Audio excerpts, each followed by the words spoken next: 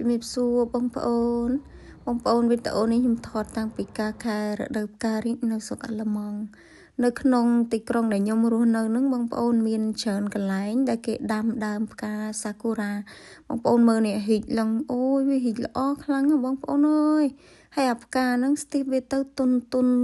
របៀបថារៀងទុនដូចអាសំឡីពូកយើងអញ្ចឹងស្អាតណាស់បងប្អូនអើយបើអ្នកស្រឡាញ់ផ្កាវិញឃើញហើយមិនចង់ទៅណាទេវិលជុំទៅមកទៅនៅគុំផ្កានឹងឯងចាហើយដល់ពេលខែផ្កាហ៊ីកហ្នឹងអាផ្កាក៏ហ៊ីកថ្ងៃក៏បើកប៉ុន្តែវាអត់សូវក្តៅខ្លាំងទេបងប្អូនចាហើយឥឡូវខ្ញុំដើរក្រោមដើមមកថតមើលបងប្អូនមានគេមានឯងមកថតពេញនឹងដែរនេះចាអ្នកខ្លះក៏យកកម្មាយអីមកអង្គុយជុំមិត្តភ័ក្ដិអីចឹងទៅអ្នកខ្លះក៏ដើរថតដូចខ្ញុំអញ្ចឹងណាចានិយាយទៅនៅក្បែរផ្ទះខ្ញុំនៅនេះក៏មានដែរបងប្អូនមានដូចជាចិត្ត10ដើមដែរហើយនិយាយទៅវាផ្កាវានឹងគេថាពេលវារីកទៅស្គូស្គីហ្មងជ្រុះស្លឹកអស់វាចាប់ដើមរីកយកទៅហ្មងសុទ្ធតែដុំផ្កាហើយខ្ញុំគិតថានៅស្រុកនេះអត់មានទេអាផ្កាសាគូរ៉ាហ្នឹងព្រោះនៅស្រុកអឺរ៉ុបវាខ្ញុំអត់គិតទេព្រោះធ្លាប់តែឮតែផ្កាសាគូរ៉ាហ្នឹងនៅជប៉ុនមានដឹងតែគេដាំនៅស្រុកនេះដែរណាស្អាតណាស់បងប្អូនអើយតែខ្ញុំមកតែមកកន្លែងទេនៅមុខសារមន្ទីរនេះក៏ប៉ុន្តែនៅមានកន្លែងផ្សេងទៀតមានច្រើនទៀតតែខ្ញុំមកកន្លែងហ្នឹងឲ្យបងប្អូនមើលទេសភាពតកតងមួយអាស្មៅអីគឺថាខែដើមផ្កាហ្នឹងស្មៅចាប់ដើមខៀវស្អាតមែនតើហ្មងចាអានេះផ្កានេះហិតតែស្អាតអាផ្កាម៉ារ៉ាបែលមុនហ្នឹងហានេះអត់ស្គាល់ឈ្មោះឲ្យបងប្អូនដឹងផ្កាអីដឹងតែដល់ដើមផ្កាហ្នឹងផ្កាវាហីគ្រប់កន្លែងហីគ្រប់ម៉ូដគ្រប់ម៉ាកមានផ្កានេះមានផ្កានោះអីអញ្ចឹងណាតែអីដែលខ្ញុំចូលចិត្តផតជាងគេអាដើមផ្កាហិចហ្នឹងគឺវាបានផ្កាហិចហើយវាបូកជាមួយនឹងអាស្មៅពណ៌ខ្ចី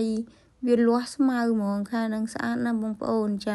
ស្អាតជាងខែក្តៅវាបានតែស្អាតពេលក្តៅដំបូងឯងបន្ទាប់ពីយូរទៅស្មៅខែក្តៅគឺងាប់អស់ជន់ងាប់ខ្ទេចដោយសារពេលខ្លះវាក្តៅខ្លាំងហ៎ចា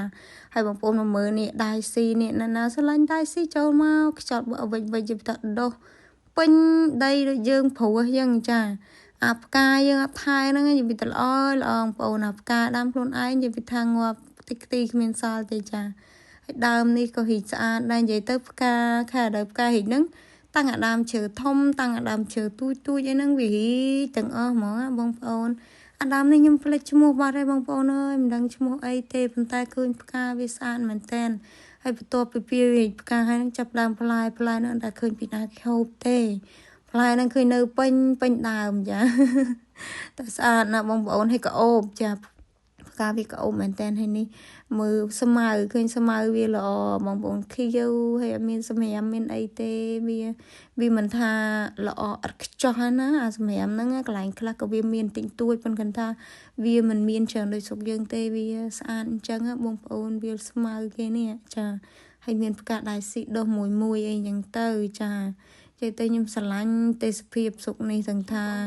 វាខៀវស្ងាត់ខែក្តៅឬក៏ខែស្លឹកឈើជ្រុះហ្នឹងគឺថាស្អាតមែនស្លឹកឈើជ្រុះខែផ្កាហ៊ីកបងប្អូនខែរដូវផ្កាហ៊ីកហ្នឹងគឺវាស្អាតហើយវាអត់សូវក្តៅទេវាភាយមកខ្យល់មកលហើយនិយាយទៅស្អាតណាស់បងប្អូនអើយពេលយើងតបប្រមល់អបសុកអីនេះចាញ់មកមើលតាដើមឈើស្មៅដើរជំវិញតាតំបន់យើងនៅហ្នឹងក៏ឃើញស្អាតដែរបងប្អូនដោយសារតែវាអត់មានសម្រាមចាវាមានសម្រាមនេះទៅវាមិនអត់សោះប៉ុន្តែវាកម្រឃើញបងប្អូនលុះត្រាកន្លែងណាមានអ្នកអនាថាអីនៅចឹងទៅឃើញសម្រាមឃើញអីចាបាយបងប្អូនអរគុណដែលបានមើលវីដេអូ